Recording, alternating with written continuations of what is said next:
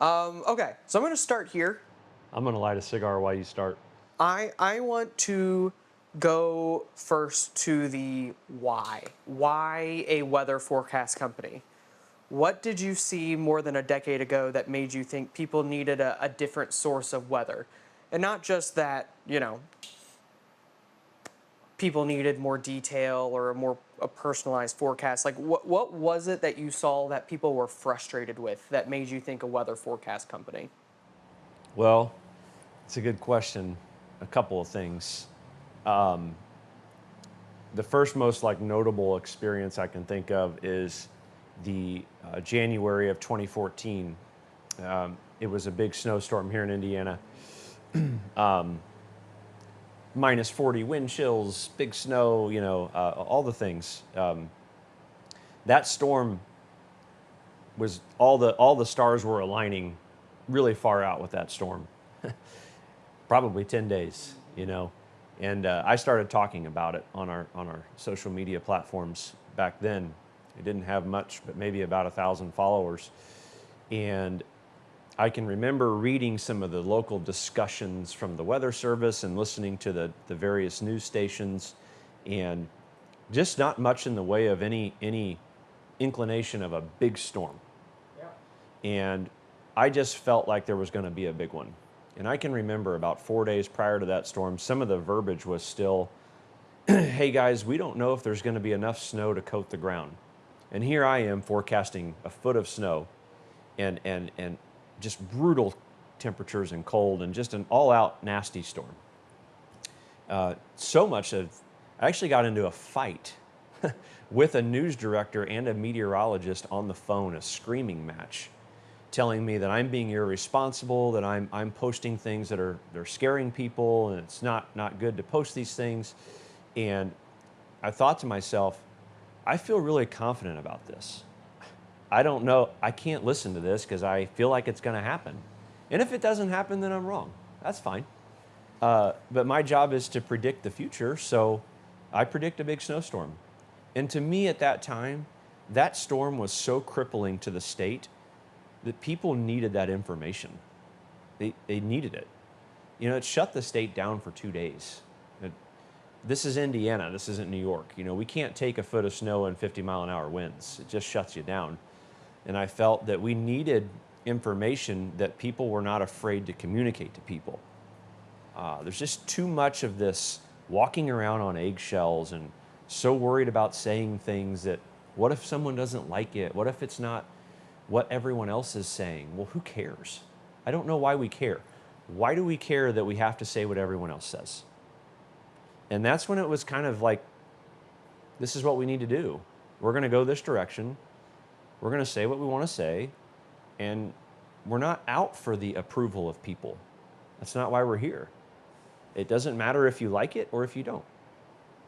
We want you to get the best information that you can get. And so, to me, it was, this is what we need. We're not getting it. Well, you mentioned people walking on eggshells.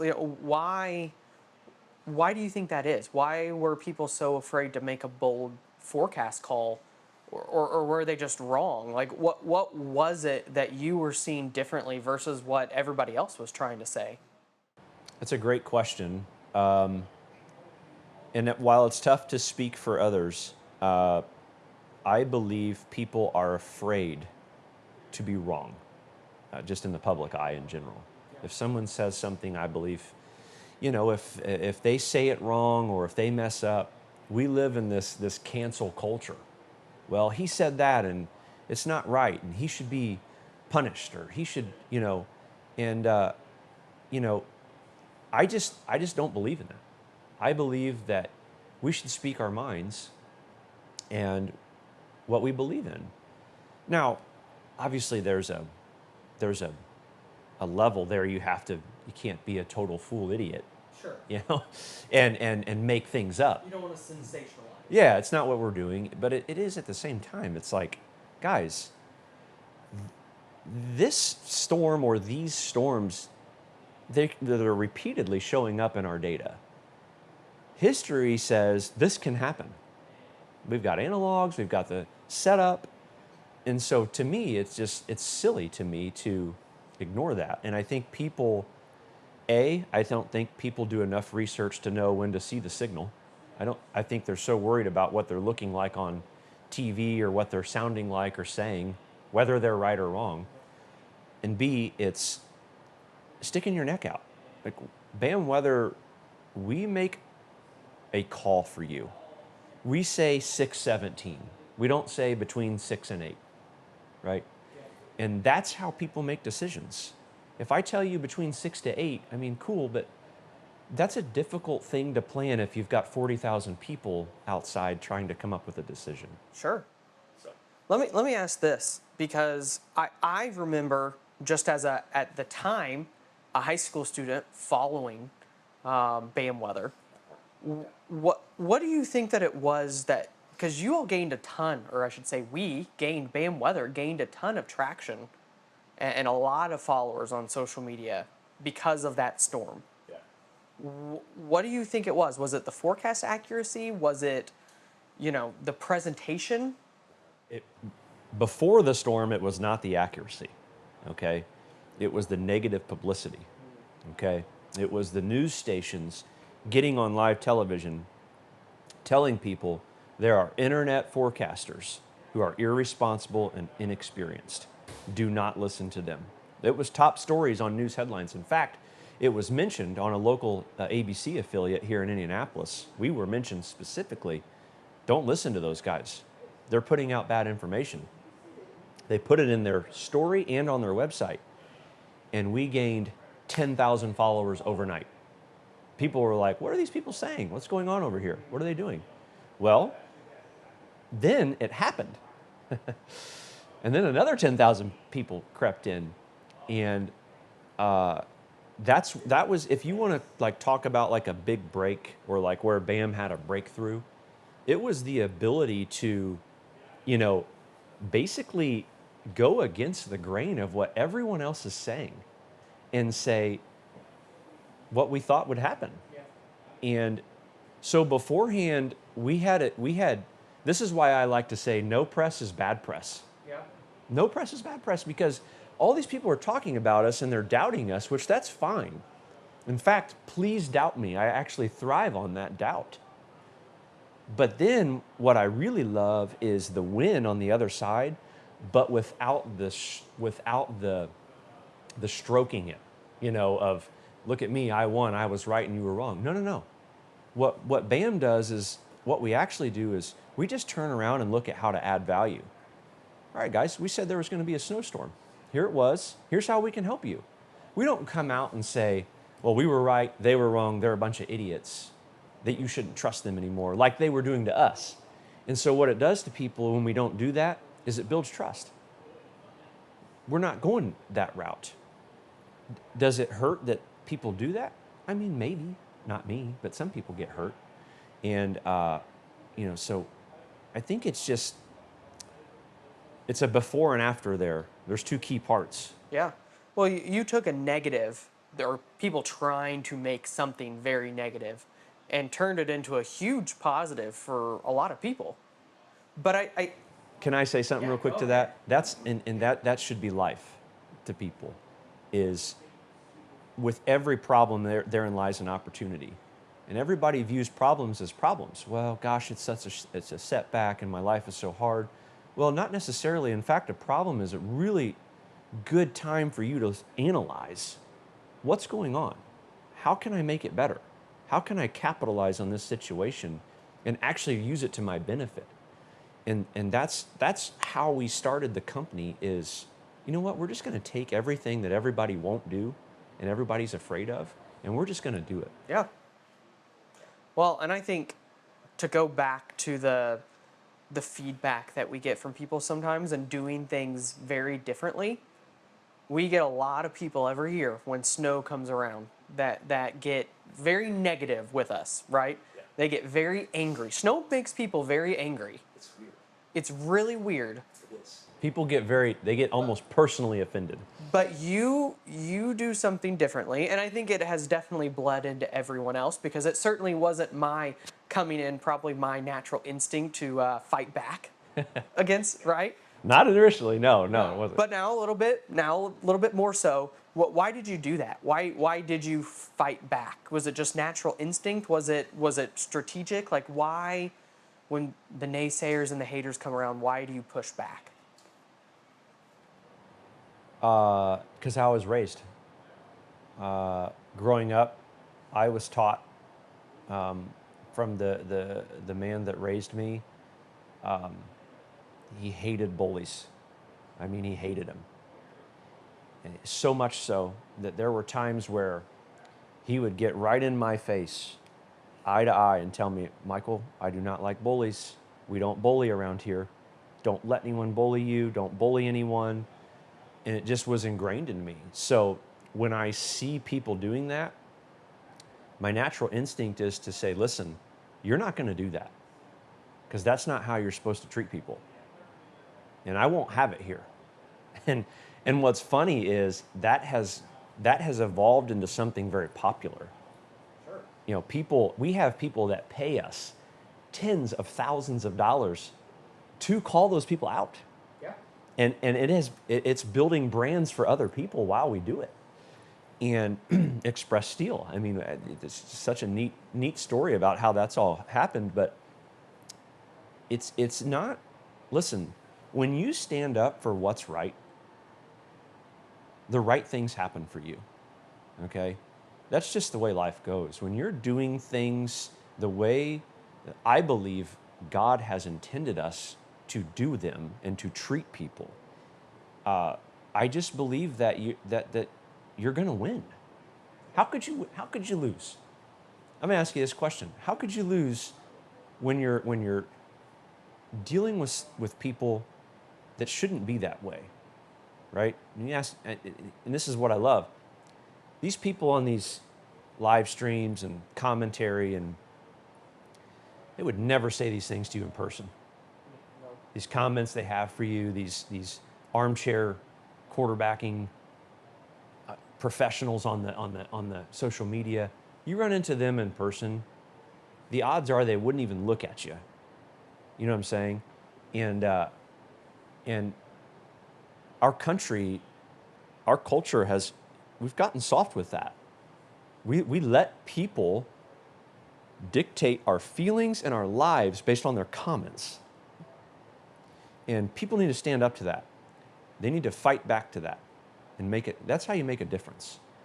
And what I love about our company is, yeah, we provide weather and we get on and we have a great time and streaming and talking, but we want to do the right thing and be the right people. And no one does that. Who does it? What professional company do you watch or do you look at that's online treating people the way they should be treated? Well, no, everybody's afraid to. They don't want to get involved. They don't want to hurt anyone's feelings. They don't want to, seem unprofessional. That's a common, comment that we get is why don't you just let it go? It's unprofessional to fight with these guys, right? It's a great point, Brett. We've let things go in this country for the last 10 years and look at where we are. That's what happens when you let things go. When you just say, you know what, it's not a big deal. Well, no, it is. It is a big deal. You're not going to talk to me that way, and you're certainly not going to talk to my team that way. Not here. So if you want to go talk to someone like that, go somewhere else. And I just believe that. Well, and an example of that, we have had situations where customers have come in and said some really beyond criticism, right? Hurtful things, even personal attacks to meteorologists that they're talking to because they're mad about a forecast. And something that I've always noticed is you don't tolerate that at all, even for people that are paying us. Yeah. No, your money isn't good enough. It's not welcome here. If you're going to insult people and attack people and belittle people for doing their job and trying their best to predict the future, by the way, I don't care how much you pay me. You're gone. We're going to put you on the blacklist, or we're going to tell you that you can't talk that way. And I've always believed that the people that have my back and do things for me, you do not want to cross me when it comes to them, because I will literally run you over. You just don't have a chance. If you are coming after someone on my team in the wrong way, you're done. And I just doesn't matter to me. And I'll never change that. I don't care if someone's paying us $1 million a year. It just doesn't, you can't buy being disrespectful and belittling people to me. It'll never happen. I agree, and I think we've seen that a lot over the years. I wanna shift back to the beginning a little bit, and I want to compare. I think a lot of people, they don't know how different BAM weather is from where it was 10, 12 years ago to where it is now. Not just the size of the company, but the day to day and the type of forecast that we're producing. Compare a little bit what it was like on a daily basis 12 years ago to what it's like today. I I will need another bourbon for that one if anyone here can help us with that. Seriously, but no, I in the beginning times, it was a one-man show for one. Okay, it was 5 a.m., 4 a.m. wake-up calls, going into the loft of Brian and Amanda's home. Okay, which I would love to speak about that if I can.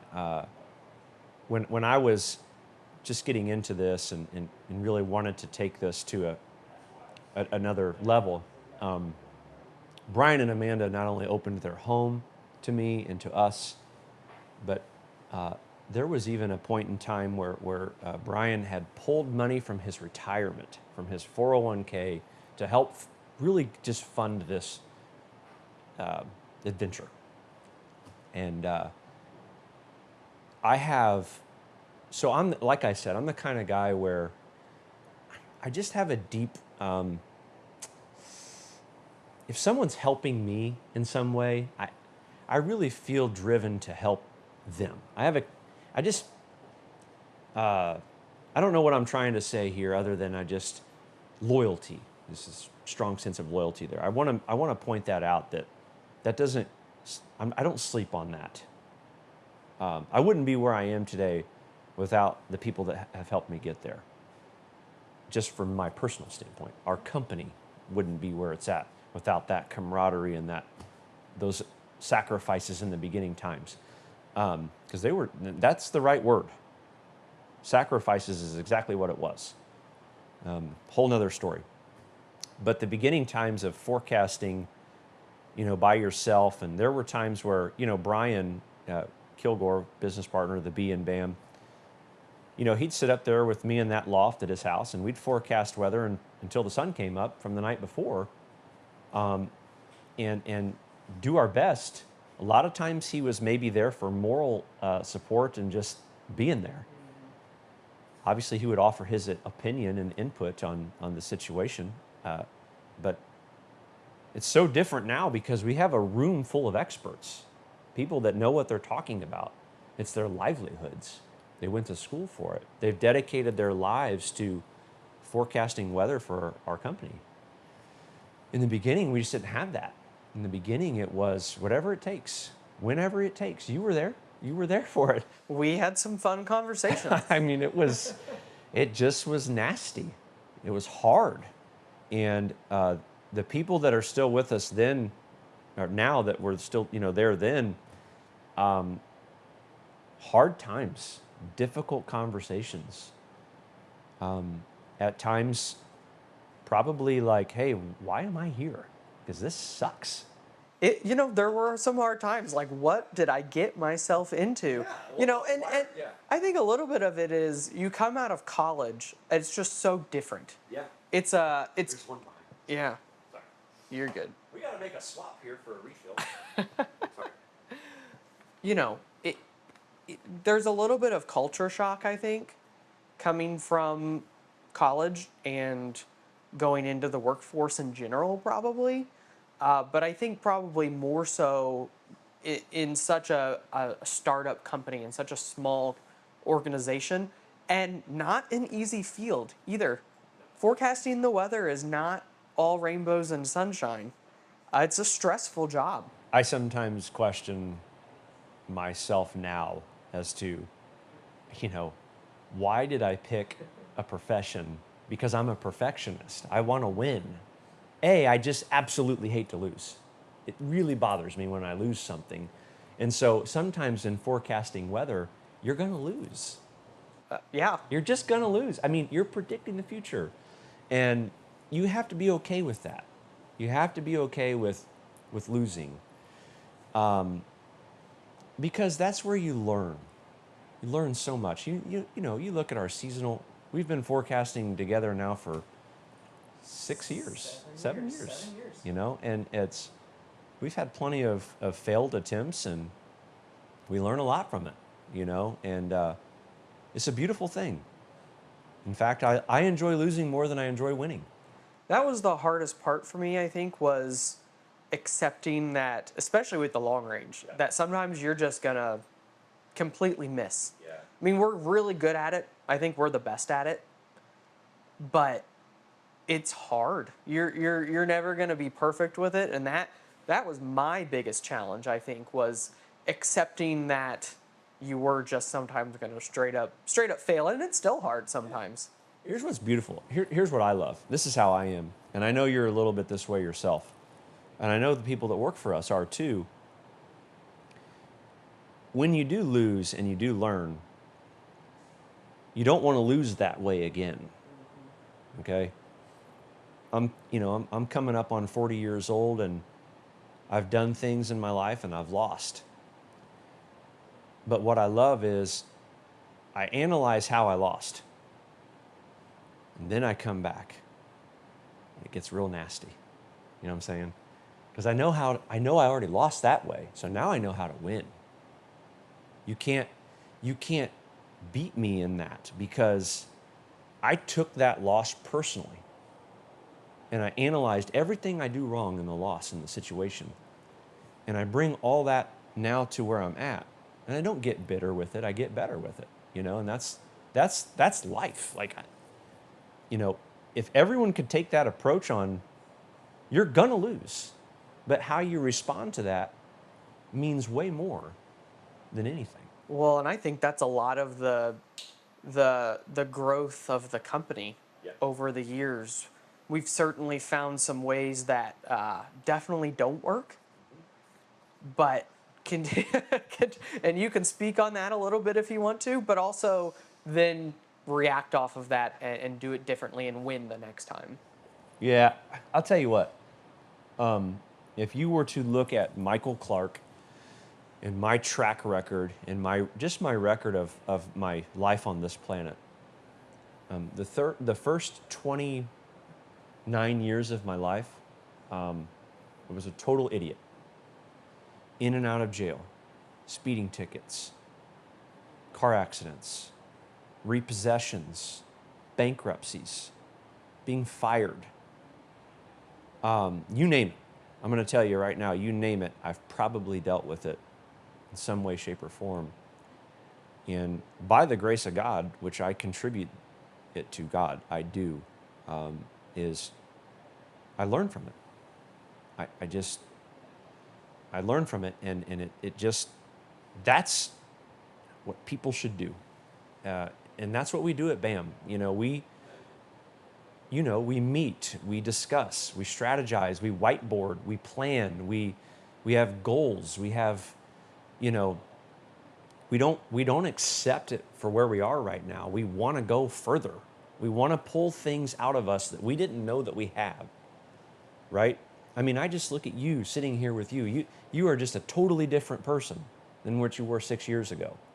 Totally different. And the most of the people that work for us are now, like, every day they're reading, they're trying to get better, they're watching a YouTube video, they're podcasting, they just want to improve. Yeah. They just want to make their lives better. And that should be life.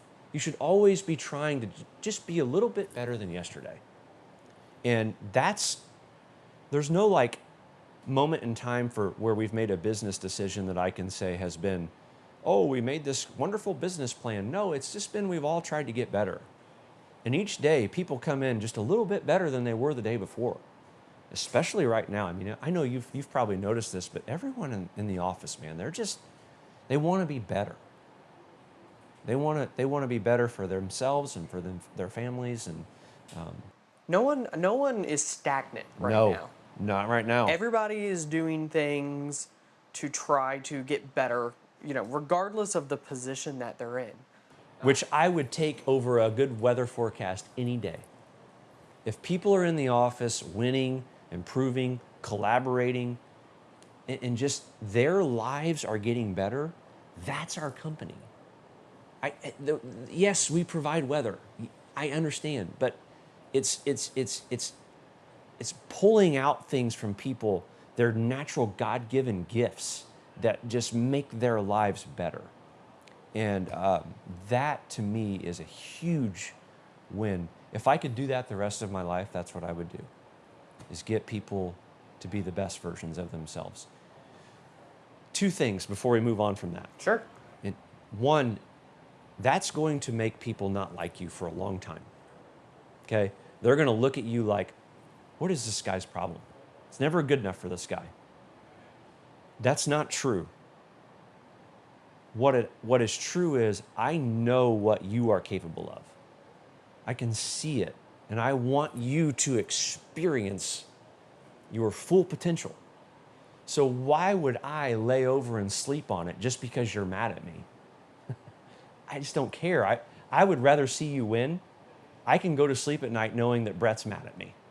Okay? Brett's mad, he's offended, he thinks I'm too hard on him, but one day he's going to see it if he doesn't quit. And we've had some that have continued on and some that have quit. The ones that are here are seeing it.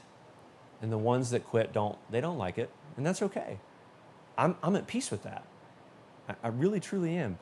But I just believe that every single person on this earth has a plan and a purpose and a level of talent and ability that they have no clue that they have. And they just need people to believe in them that they can do it. So I want to kind of take a little tangent off of that. And not so much in terms of accuracy with weather forecasts, but the mission of the company, it has evolved into more than just a weather forecast, and I think it's probably the biggest differentiating factor in what we're doing as an organization compared to maybe some of our competitors, and that's really trying to build a human connection. Why is that? Why has that become the mission versus just having an accurate weather forecast? that's such a great question. Here's what I'll say to that.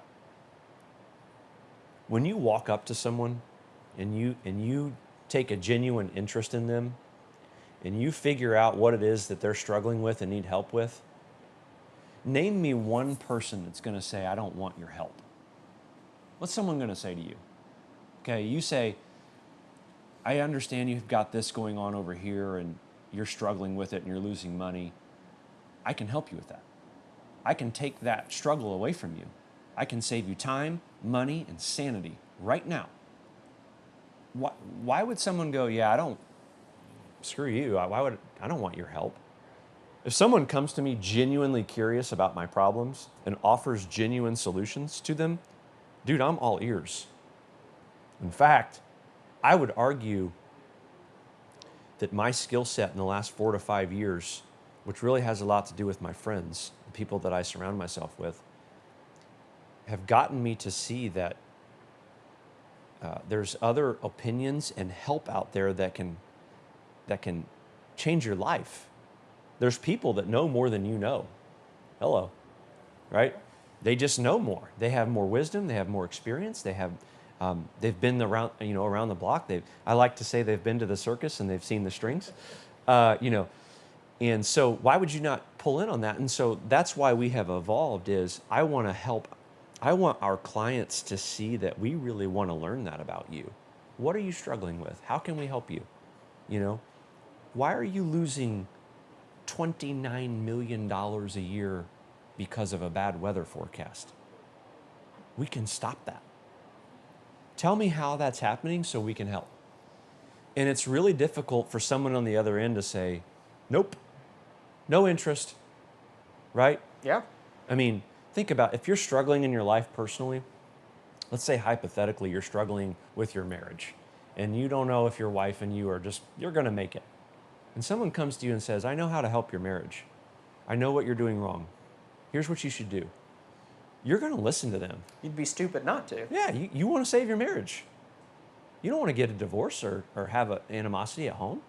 So if someone says, hey, I have the solution for you, I've actually done that. I've actually screwed that up and been the idiot.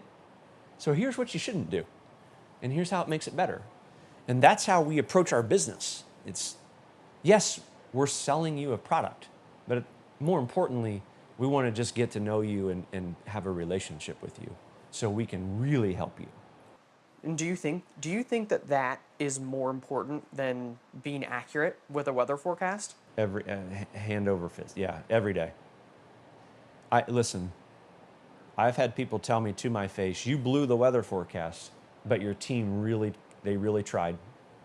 They were reaching out to me. It just happened the other day. They were texting me when I wasn't asking for it. They were telling me updates. They were really worried about my situation. You blew it. The forecast was wrong. Like, we got drilled, but you wanted to help. And so I really love that your team really wanted to help me. And yeah, I mean, to me, it just speaks volumes that if you are really genuinely interested in helping someone, that's the golden ticket. I always tell the guys in the team, the girls in the team, and I say, hey, we're not selling a service. We're solving problems. If you can adapt to being a problem solver and not a salesperson, it's a different world. For sure. For sure. I do want to talk. I know we've established, building the relationships, that human connection, solving problems, more important than a weather forecast and the accuracy of it. However, it is still important. And I'm just gonna come out and ask it. Yeah. Is BAM weather more accurate than anyone else? What do you think? I think if you put BAM weather up against anyone in anywhere, we will wipe the floor with you. I don't even think it's close. I've seen everyone. I've seen what they do. I've seen how they do it. I've looked at it. It's been sent to me. I've studied it. I've read about it. It's not even close. What's so different? Like, why is it so much better? Why is it so much accurate compared to a National Weather Service or a TV station? Like, what is it?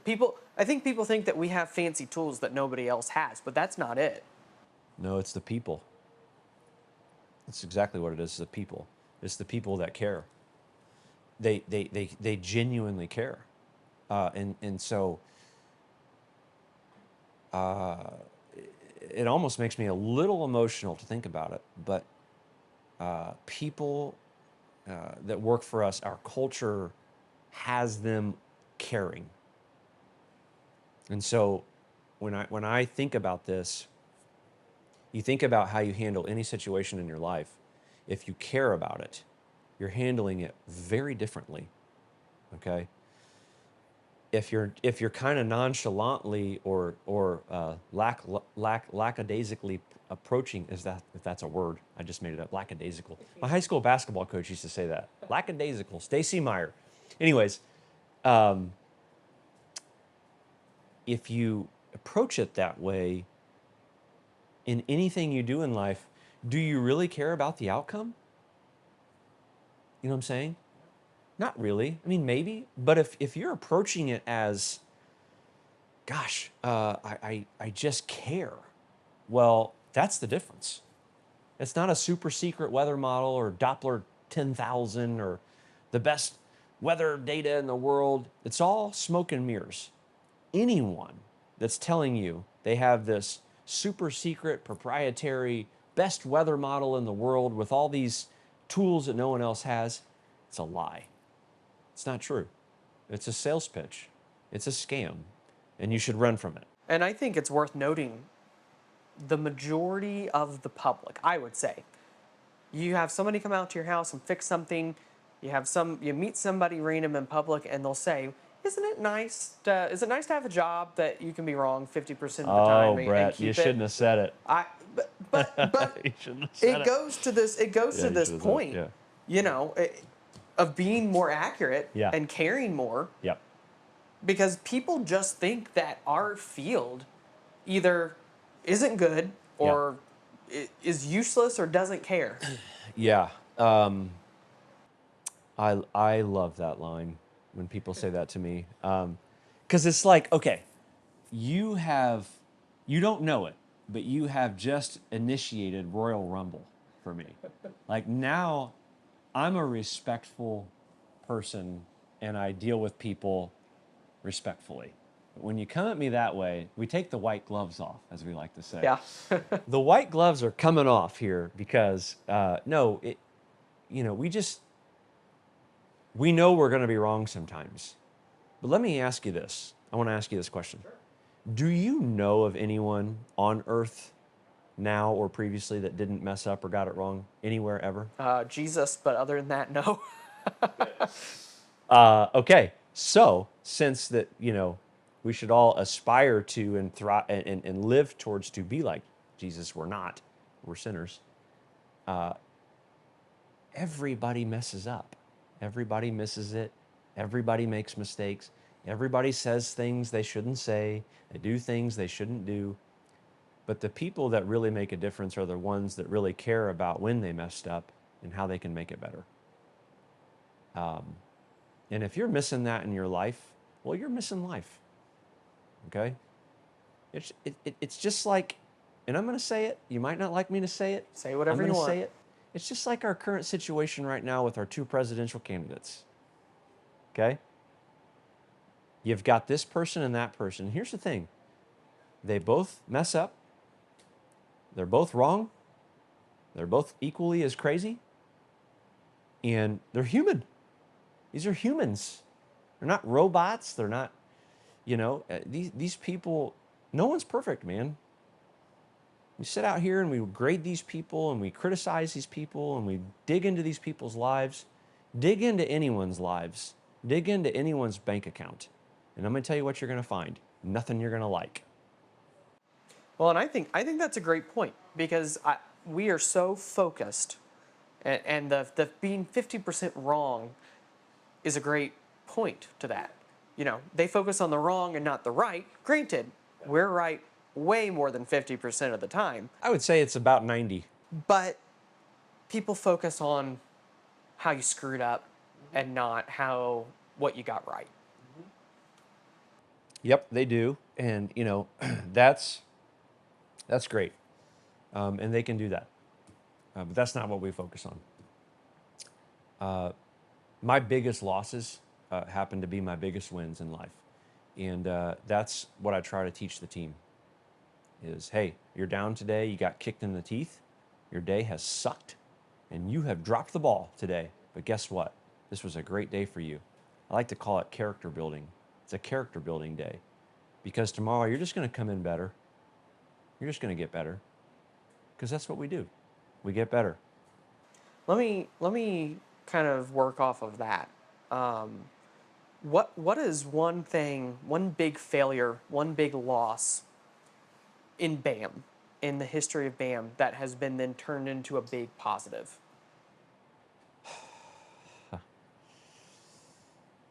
Gosh, that's a great question. There's a lot of them.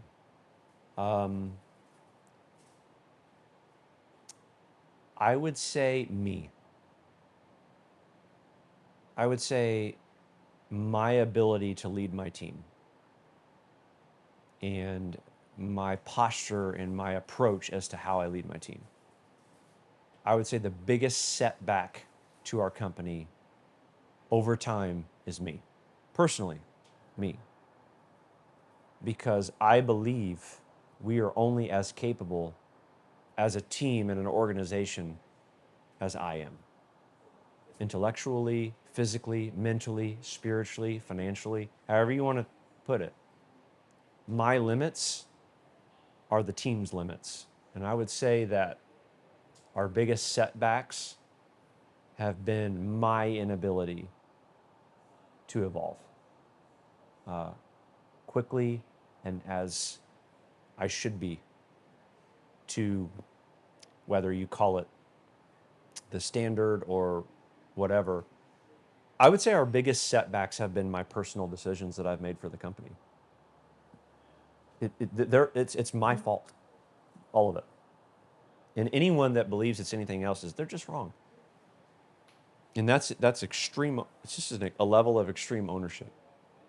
There's a book written called Extreme Ownership by a gentleman named Jocko Willink. One of my favorite books. Just a quick story. A Navy SEAL shot another Navy SEAL in an invasion. Jocko Willink came up with a plan. He wasn't even there when the plan happened. He wasn't in the room. He developed the plan, but he wasn't there when the friendly fire occurred from one Navy to the other. Okay? But he had the answer to the President of the United States and the 4- and 5-star generals in the room. And they asked him, why did that happen to you? Why did one SEAL shoot another one? And Jocko's answer was, it's my fault, sir. Bad plan. It's not his fault the other SEAL shot the SEAL. That guy pulled the trigger. He got hit. It's his fault because he ran it, the deal. It's his plan. This is my plan, right? I have business partners who have entrusted in me to run the company and do the things that I'm doing. I have people in place who are running the company. At the end of the day, the buck stops right here. I take personal responsibility for that. And so if the ball is dropped or there's lack of progression anywhere in our company's history, it's my fault. So there's not one certain instance, but overall the explanation would be myself personally. You mentioned the word evolve. Yeah. Which I think is a very important, kind of bringing this back to the weather side of things a little bit, a very important thing in our industry. How is BAM evolving that maybe some of our other competitors are not? Yeah, that's a great question. We have brought on talent now that has unbelievable skill sets in technology and coding and in the modern age, applications and what people want to see on their phones. And used to be, and even when you came on, Brett, we were sending emails to people, doing videos for, I think at one point in time we were doing 20 different videos for 20 different areas in the country and sending out 20 different emails to 2,000 different people. Very hard, very stressful, non-scalable, not good business. But it was all we had. That's all we had. As we've evolved, and I love the saying, which it comes from the Blockbuster Netflix acquisition, evolve or die. Look at Blockbuster. They're dead. They're done. They're gone because they refuse to evolve. Look at Netflix. I don't even know what they're worth. A lot of money. Blockbuster had the opportunity to get Netflix and they passed on it because of the arrogance of the level, the board members of Blockbuster. They passed. Well, they're gone. Netflix is thriving because they evolve, right? We stopped going into a store and buying a VHS tape and renting it to going to the red box and getting it there, and then all of a sudden it was virtual online. It was an evolution, man. It just, people change. It's all right here now. It's not, you don't have to physically drive somewhere to get something anymore. That's not how it is. You don't have to go into a forum and wait 30 minutes for a response anymore. This isn't 1995. It's 2024. So we utilize the technology we're using we're quick. You get on the phone, you get in the application, we're responding to you very quickly. We're not missing it. In fact, I think I bet our response time is 2 minutes. Oh, probably. Maybe less. Maybe less. I don't know for sure, and I'm sure Eric could probably tell we'll us have to ask him to the after T this. what it is. But we have evolved because of the talent we've brought in and the new technology we've created. We could have never lasted. You know, we were working on Christmas Eves and New Year's Days, and we were taking, we were swapping shifts every 90 minutes. You remember? Gosh, You know? I started and I worked on Christmas Eve 6 days after I started. Yeah. And I'm sure my family thought I was nuts. Yeah, for sure. Because it wasn't back then, it wasn't just, Monday to Friday. It was, Every day. okay, we got to make a plan for Saturday and Sunday. Yep. Because, clients need it's going to snow on Saturday. Yep. We need forecasts out. And those forecasts took a long time to make, as you mentioned, because they were all in email format. Oh, dude, it was such a grind. Such a grind. There's people at BAM Weather that need a serious recognition for the grind in the beginning. Obviously, the three of us, Brian, Amanda, and Michael, but Brett and Kirk and Vince and Matt. I mean, you talk about going through absolute hell and just pure misery and really questioning a lot of our time. What the hell are we doing here? But here we all are.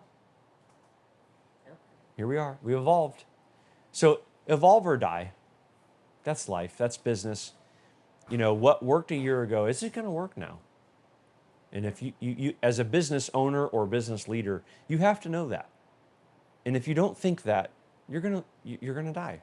Well, and I think that's reflected in clarity too. Oh, It's so modern, Yeah. and it's not something that it's not an email that we send and then it's done. thank God for that. Yeah, yeah. It's something that we're constantly evolving in a good way, in a way. Every week. Yeah, I mean, look at Eric this week. Yeah, yeah. Every week, these guys are working hard on new ideas and bug fixes and enhancements, and you have to have that. You know, what worked in '95 ain't working today, or even '05 or even '15. So. I've got a couple more things, Okay. and then we'll wrap it up. Yep. I want to ask this, and there's probably not an exact number, Okay. but just a rough guess. Over the years, how much money do you think we've helped people save? Because I think that money obviously is very important for organizations. That's what their bottom line is numbers and budget, and does this make sense for us? So just give us an idea. Like, I don't think the everyday person knows how many organizations are making multi-million-dollar decisions. Gosh. I mean, we have one client, Brett, that their operation is valued at $500 million a day, which is the Houston Pilots. I mean, they are exporting and importing freight out of that channel in Houston Harbor that's just hundreds of millions of dollars. And if it's foggy, they're done. So to put a number on it, Brett, that's a tough question. I have been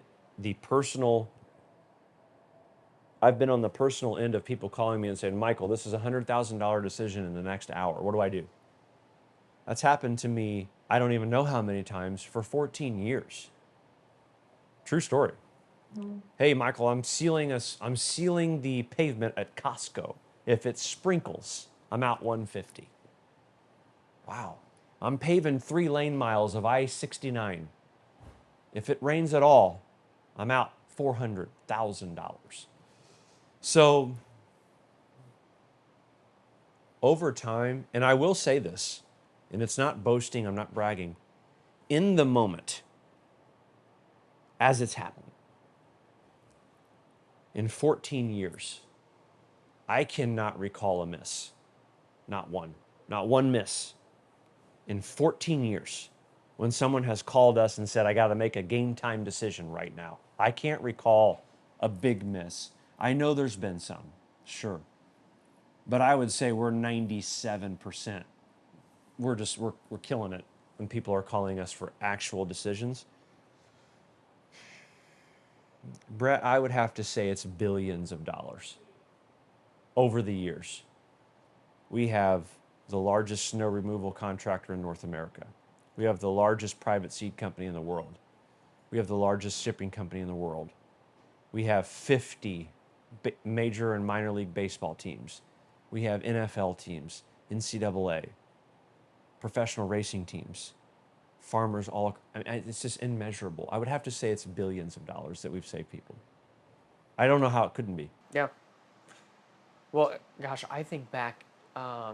One big example that I always, when people ask me, what's the biggest forecast call that stands out? Mine was always the Des Moines Art Festival That was great. because that was like millions of dollars of art. Yeah, but that was you who made that call. Me and Matt and Kirk, I think. Okay. I'll give Yeah. them credit. Sure, Give them- sure, yeah. But, the three of us talking to Stephen King, I think is his name. Great Stephen guy. King, yeah. Super nice. Still clients to this day. Yes. Yeah. And Yep. a gust front, and it wasn't a situation. There wasn't a storm. The storm was 50 miles away, but the gust front went so far out in front of the storm that there ended up being a 50, 60 mile an hour wind gust. That, by the way, moved from east to west. Yes, it was nobody. If you were not trained, there was no way you would have known it was coming. Yeah. One of the few I'll never forget. But situations like that you can't replicate. You can't make up. You wouldn't have never known if you didn't have a professional meteorologist personally watching your event. You would have never known it. No way. So yeah, that's an OG. That's a legendary call right there. That was a fun one. That's a fun one. That was a that fun was one. nasty. That was nasty. Yeah. Yeah. I wanna wrap it up with one question, and you've got 30 seconds to answer it. Oh goodness. Wrapping everything all together. Somebody asks you, comes in right now, says, I've got a $5 billion company, and says, why BAM weather? What do you say? Our people.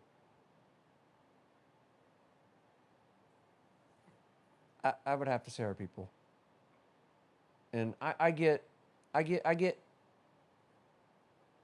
a little emotional about that.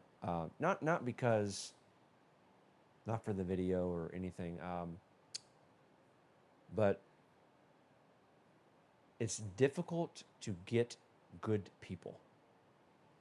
And I would put our people against anybody, anytime, anywhere. No question. If I had to go somewhere and bring my team, I wouldn't even think about it because I have the best team. The best. So, yeah, we have a great platform. We've got great data. We've got great experience. But we have people. And in a world that's so driven to automation and AI and all this crap, it's just people. Our people aren't for sale. And they're the best. So you got $5 billion, you might as well go ahead and sign the check and write it over because I just believe we're the best. All right. That's all that I have. Unless you have anything else you wanted to end on, I think that's a perfect way to sum it up. And no, I think that, listen, I think that people in today's world, people are looking for people that are doing things that are good. People, now more than ever, people want to see people win. There's not a lot of winning going on right now for people. It's a tough world out there. And if anything, people just need to know that at BAM Weather, we want to win. And whatever winning means to you is fine. There's multiple definitions of winning. It could be monetary, it could be spiritually, physically, mentally, it could be any type of winning. But the world right now is not thriving on the success and the wins of people. In fact, it thrives on the opposite. Who failed? Who's the loser? Who messed it up? Who can we call out? You know, we just want to win here. And my sole purpose, I genuinely believe, sorry, that I was put on this earth to help people win. You put me in a room with people, I'm not the smartest person. I'm not the most educated. I don't have the most experience. But I promise you this, if I'm on your team, all I want is for everyone to win. And I just don't believe that there's anything more important than that. I don't know how you could tell me that there's anything more valuable to that than in life than that. So, yeah, 14 years now, Brett, in running. I'm majorly disqualified for the role that I'm in. You know, leading people and running a company, or multi-million-dollar company. I don't know how I'm here. I really don't. I mean, come on. You know, it's humbling to me. But I love people, and I love when people love other people. It just really fires me up. But at the same time, I want to say one more thing. I hate, I hate when people don't want to help other people. I hate when people get selfish and they stop performing and they make stupid decisions that impact everyone. I hate that. There's no tolerance for it in my life. And if you're not moving the needle in my life, I don't want you in it. If you're not moving the needle on my team, you don't belong on it. And that's not a popular message, but it's a message that everybody needs to hear.